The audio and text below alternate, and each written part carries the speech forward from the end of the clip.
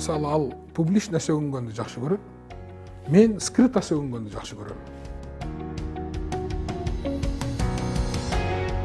Б, С, Д, Э, Ё, К, Л, М, Н бардык топторго ошентип айттым.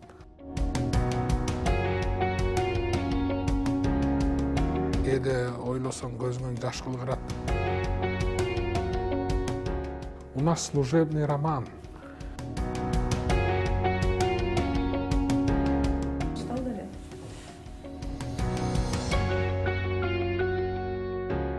Кечиресиздер, момпосуй кылып койсо болот.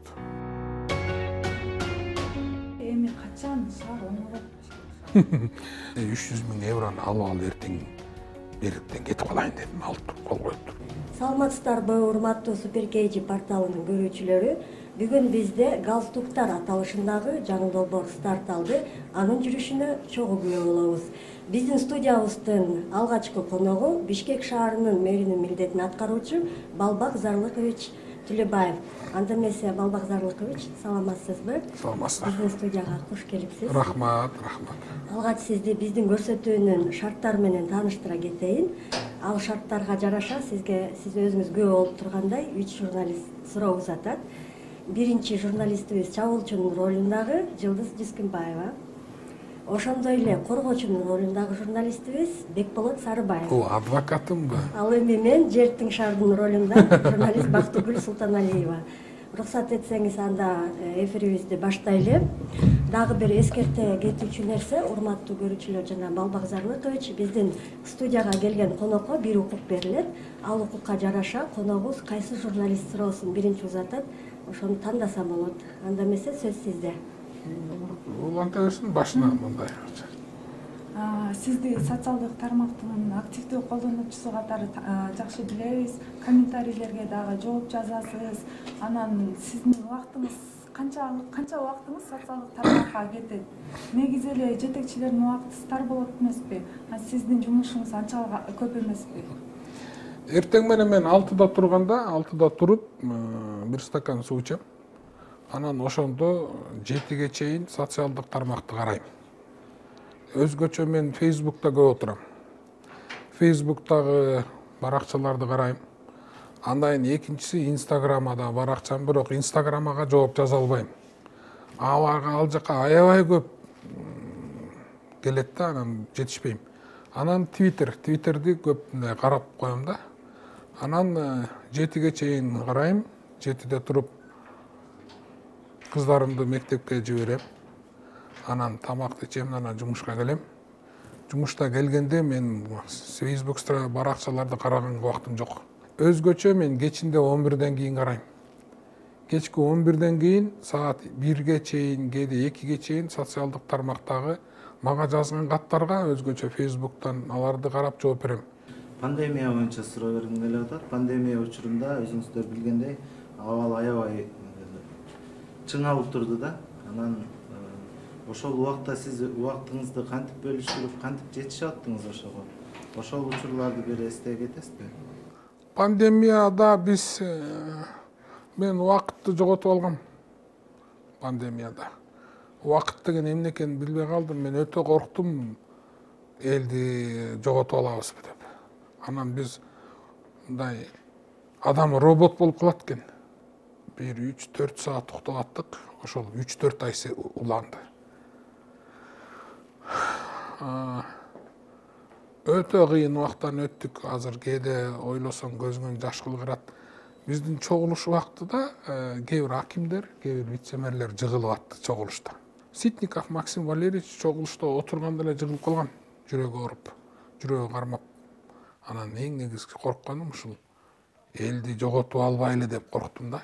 Аябай корктум. Ушу кыргыз кырылып калбаса экен дедим да. Бирок ошол убакта Сурахматтын эмгеги чоң. Муну белгилеп кетишим керек.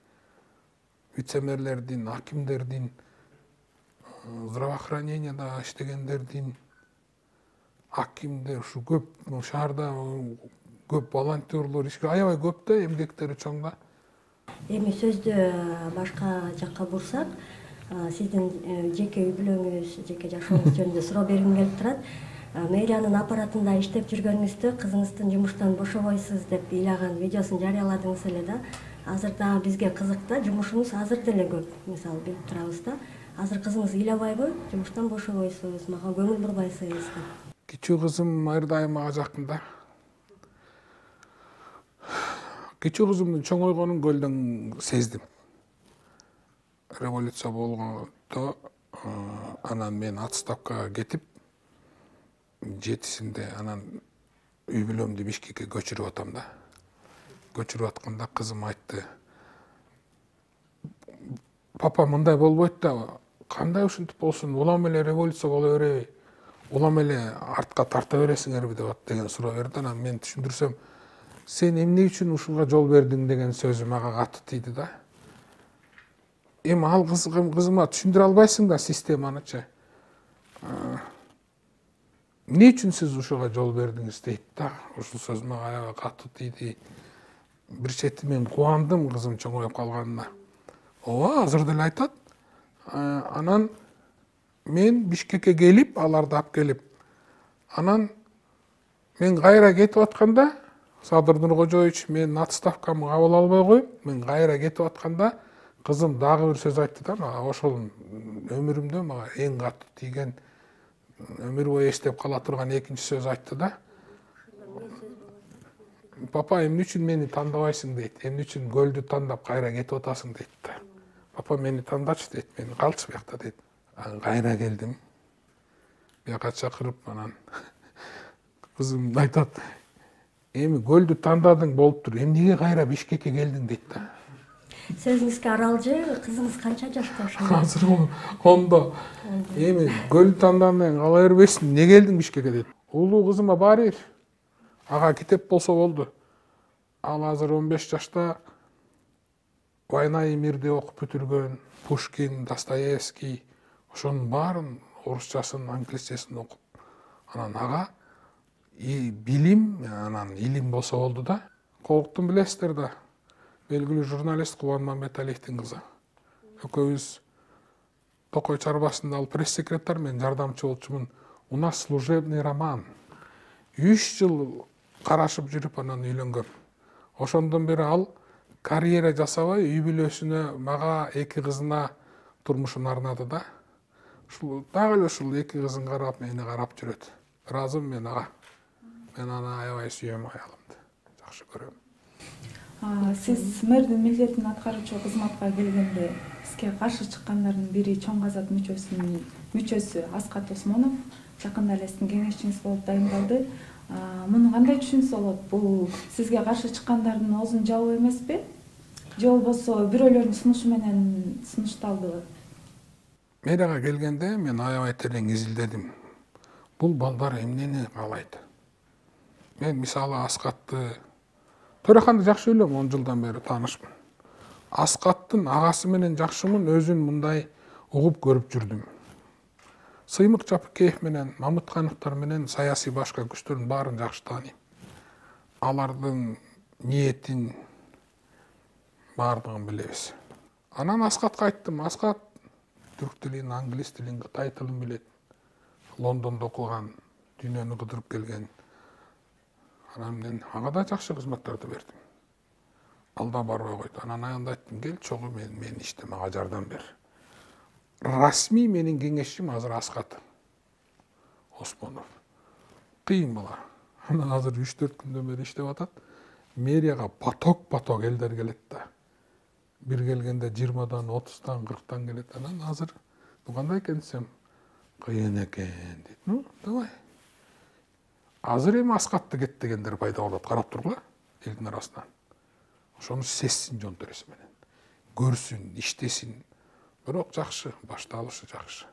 Сиз мэрдин милдетин аткаруучу болуп келгенге чейин мэрияда аябай кызмат талаш деп койсок да болобу, ушундай кызычуулар көп болду да. Анан кийин сиз келериңиз менен мунун баары түп басылып калгандай болду да. Бул сыры эмнеде? Сиз анын баарын кантип бастыңыз, кантип тил табыштыңыз дегендей? Же буга сиздин 7, 8, 9, 10 группировка бар болчу. Ар кандай саясий күчтөр, ар кандай топтор. Келгендерди айттым. Келсеңер бирден өкүл шайлап анан келгиле дедим. Мисалы А тобу келдиңби 30 киши, 30 келбе дедим. Бирөөң кел дедим. Көйгөйлөрүңөр жазгыла, бирөөңөр Б, С, Д, Э, Ё, К, Л, М, Н бардык топторго ошентип айттым. Анан келди. Келгенде айттым. Хорошо. Эмне талабыңар? Моуну жасай элбейм, моуну жасайм. Берет. Ошентип отуруп чечип бүттүк. Ушуга чейин саясий талаптар бүттү. Эми элдин көйгөйлөрү калды. Элдин көйгөйлөрүн айттырбай эле чече баштадык. Эң биринчи көйгөй мына новостройкалар, жаңы конуш, 47 конуш бар. 47 конуштун ичинде 7000ге жакын үй мыйзамдаштырылган эмес. Же паспорту жок, же эчтекеси жок, же күбөлүгү жок, эчтеке жок, нөл да. Муну убагында аферисттер саткан, тигилер саткан, булар саткан, баарын саткан. Мисалы, Ала тоодо саркофаг бар. Сибирский язва турган. Ошонун тегерегине 100 метр салынбаш керек эле, салып алган. Убагында 15 жылдан бери, 20 жылдан бери элдер жашайт. Эйланайын. Бул жерге болбойт. Бирок салынып болбой калды, уже болду. Эми ошону мен азыр тегерегин жанакы ийне тор менен колючий проволока менен курчап, астын үстүн барын жаап бетондоп берейин деп атсам, бүгүн 30 киши келиптир. Ошону жасап бер деп, ал силер жок эле жасаган атам, эмне келдиңер силер? Мен баштадым, мисалычы. Анын келип кереги жок, ал менин милдетим, аны мен жасайм. Силердин камыңарды көрүп атам. Ушундайлар көп да. Анан ошонун мына ошого чейин 99-жылга чейин 200дей кишинин кызыл китебин бердим уже мен. Баарына документ алып берем мен. Болору болду, боесу канды. Ошондо сиз үчүн Ысык көлдүн губернатору болгон оор болду же Бишкектин мэри болгон оор бекен? Кайсынысы? Жок, мындай бирөө жеңил, бирөө оор деп айта албайм. Мамлекеттик кызмат кенедей референт же специалист болсоң дагы түйшүк. Себеби элдин жүгү, элдин тамагы. Мен күндө эртеңден турганда огудай арам тамак жедире көрбө, арамга жолго сала көрбө деп ойлойм, айтам да. Баары кыйын. Аркалап кетиш керек. Бул арзан, бул оор кыйын дебейм, бирок Бишкек шаары кыйын да, конечно. 1,5 миллион эл, күндө кишилер келет. Көйгөй чоң, чечкен эмес. Кээ бир топтор Бишкек шаарын менчиктештирип алган да. Андай болбойт. Мага демектен депутат болосуңбу, министр болосуңбу, мага баары бир. Бардыгыңар бирдей деңгээлде бизнести кылгыла. Анан сага мен привилегия берип, сен суперсиң, сен випсиң дебейм мен. Азыр баарын ордуна коем. Мурдагы мэрдин кеңешчиси Гүл Алманбетова мен иштеше албайм, өзүбүз туура келбейт деп иштен кетирдиңиз эле. Бул Бишкек шаарынын кызыкчылыгынан өзүңүздүн кызыкчылыгыңызды биринчи орунга койгондук эмеспи? Анткени ошол эле учурда ошол билдирүүңүздө ал Бишкек шаары үчүн күйгөн жаран деп билдирдиңиз эле. Мындай да, Гүлдин ал эмоционально анан Бишкекке аябай күйгөн, Бишкекти действительно жакшы көргөн жарандардын бирөөсү. Биз чогуу иштешип калдык. Кээ бир көз караштарыбыз өнүгүүдөгү башкача, төпкөлбөйт. Ал башкача көз карашта баалуулуктары бар. Менин көз карашым башка. Бизди бириктирип турган Сурахматов болчу. Сурахматовдун командасын иштегенибиз үчүн, жалпы кызыкчылык үчүн иштеп келгенбиз, чынын айтканда. Бирок Гүлдиндин өзүнүн көз карашы бар, шаарды өнүктүрүү боюнча жакшы эне, жакшы жар, аял заты өзүнүн турмушка болгон көз карашы, шаарды өнүктүрүүгө көз карашы бар. Бирок анын шаарды өнүктүрүүдө көз карашы меникине төпкөлбөйт. Ал жашоого болгон көз карашы бири-бирибизге төпкөлбөйт.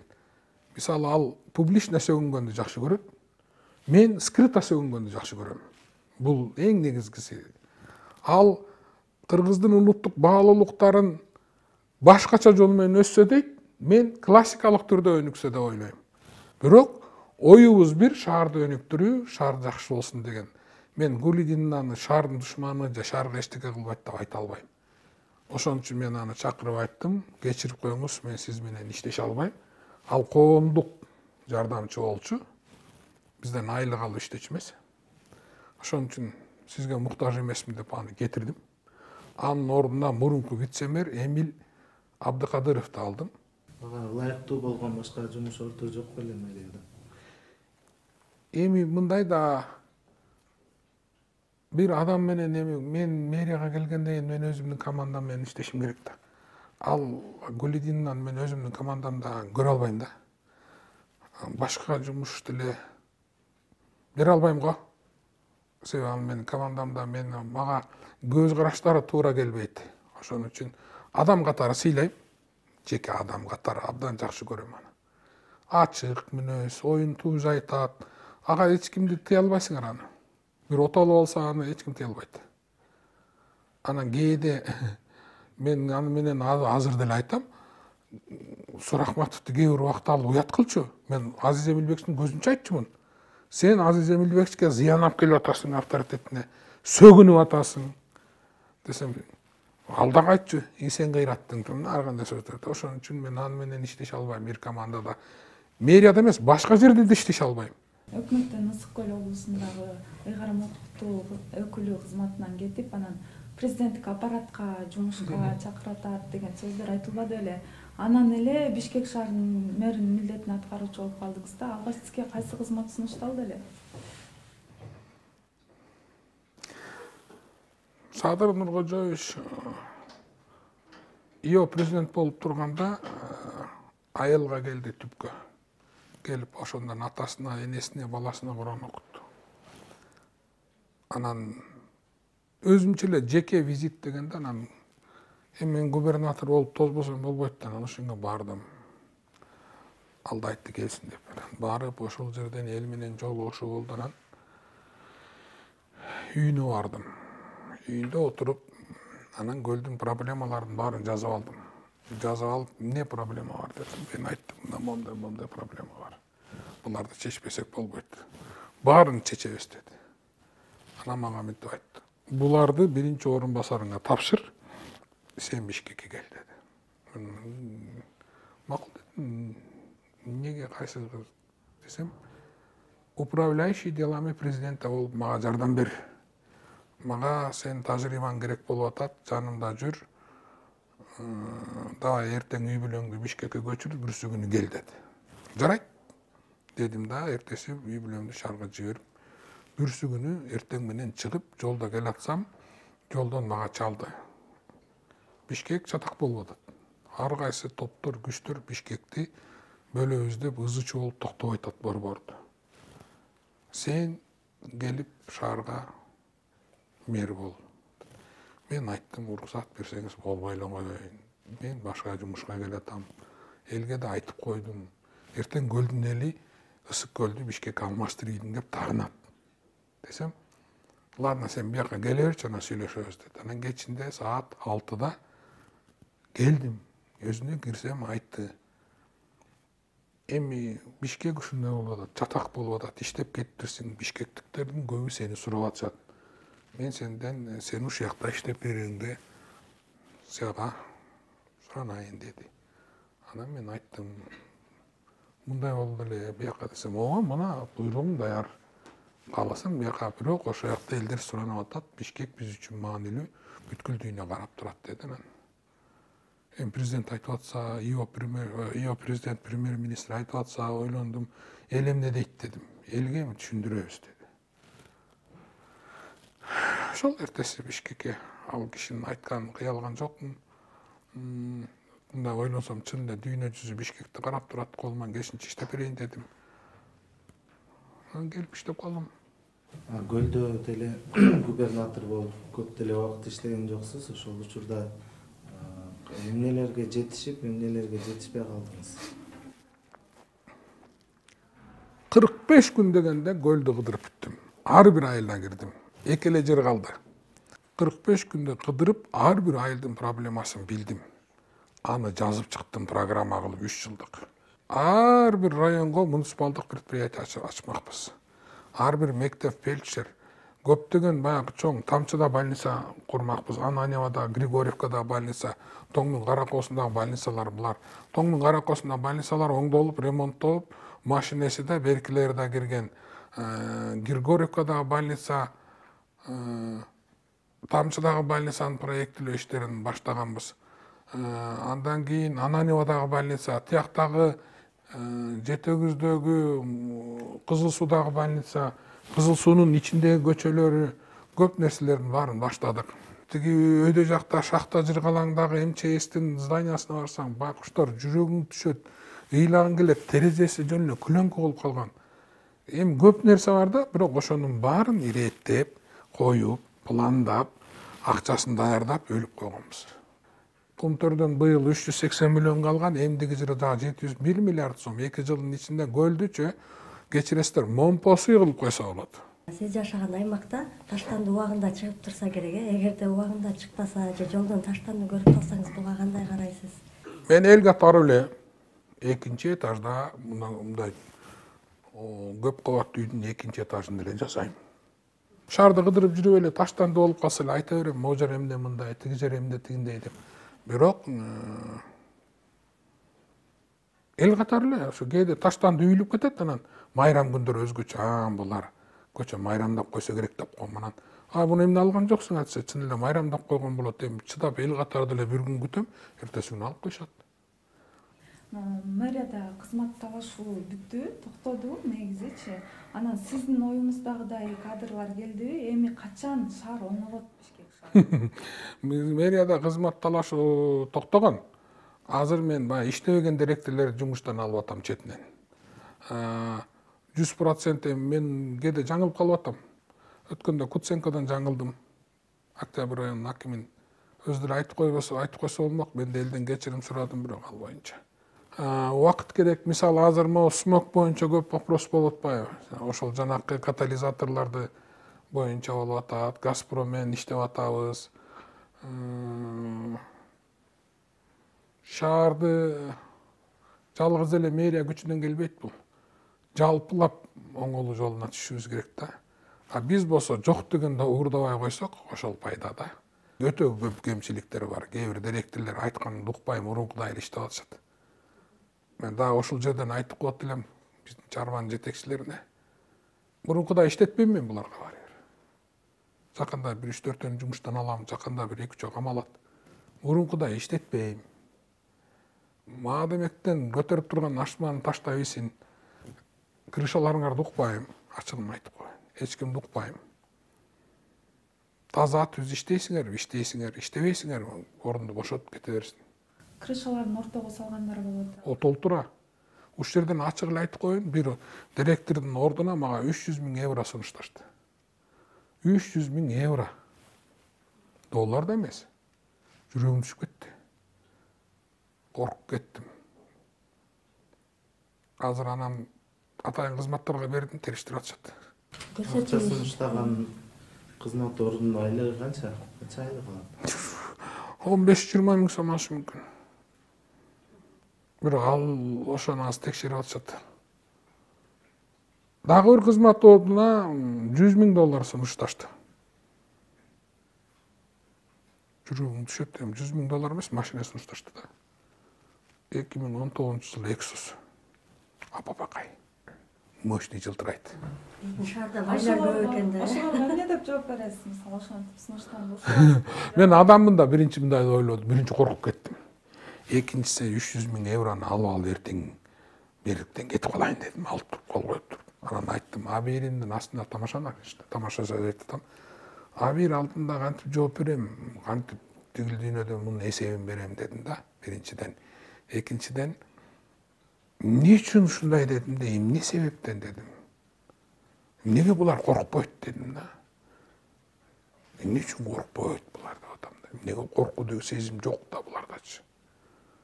Ушунчалык коркпой, ушунчалык наглый болуп калышкан да. Баарын сатып алса болот деп калган да.